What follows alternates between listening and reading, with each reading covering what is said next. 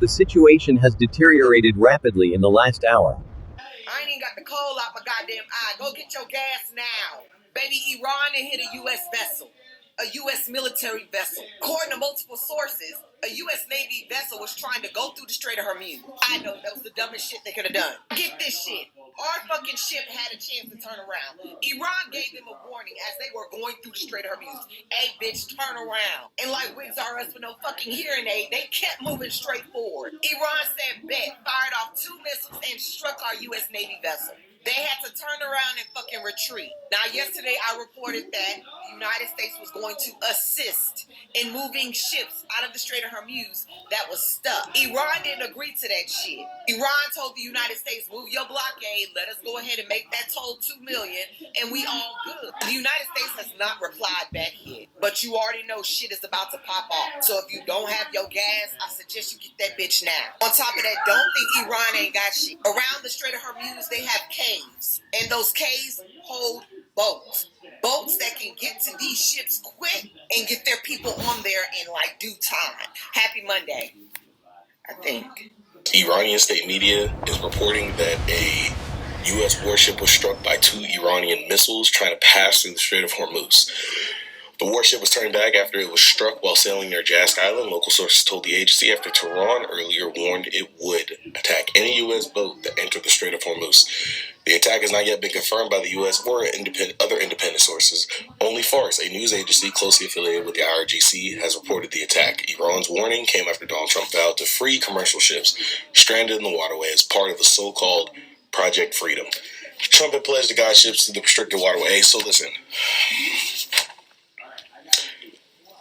they are reporting in Iran that a U.S. ship was struck with 2 missiles and turned back.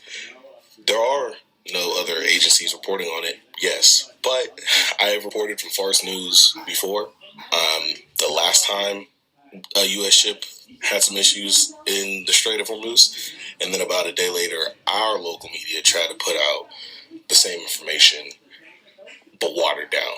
So, I think this is true, and this is insane.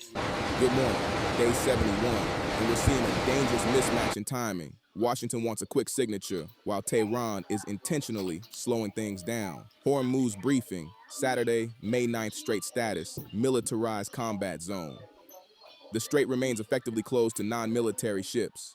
Following yesterday's skirmishes, the U.S. confirmed it carried out strikes on Iranian military installations on Qeshm Island and near Bandar Abbas. The standoff, drones and patrol boats are actively shadowing U.S. Navy ships. Economic escalation. There are now reports that the U.S. may have struck 2 Iranian-flagged oil tankers in response to earlier aggression. This is a massive shift in stakes. Diplomacy. Tehran. Playing for time. Tehran announced today that it is reviewing the U.S. one-page memo at its own pace. They are explicitly disregarding the unofficial deadline set by Washington. The risk, if at their own pace, turns into weeks, the U.S. is likely to interpret the silence as a rejection and resume full offensive operations. The regional front. The broader ceasefire is crumbling.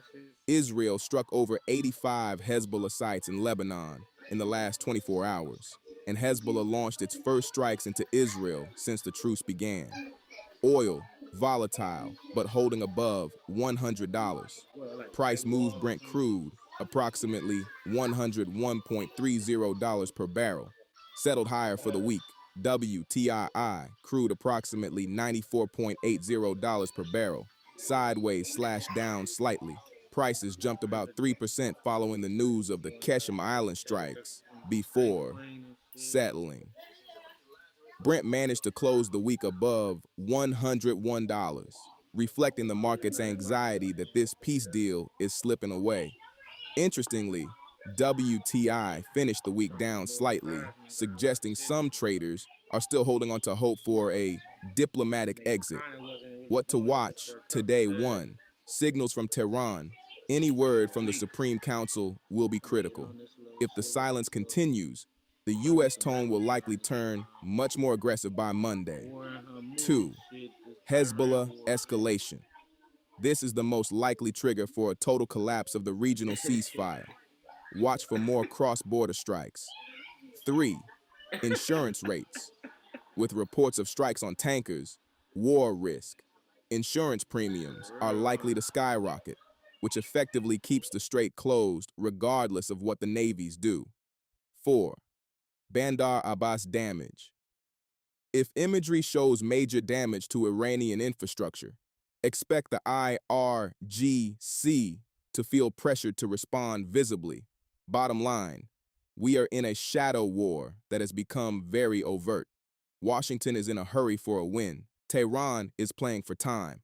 The hope for an easy peace is rapidly being replaced by the reality of a grinding regional escalation. News networks, and they say costs are up. No, costs are down. Gasoline is down. It's going to soon, I believe, be less than $2 a gallon.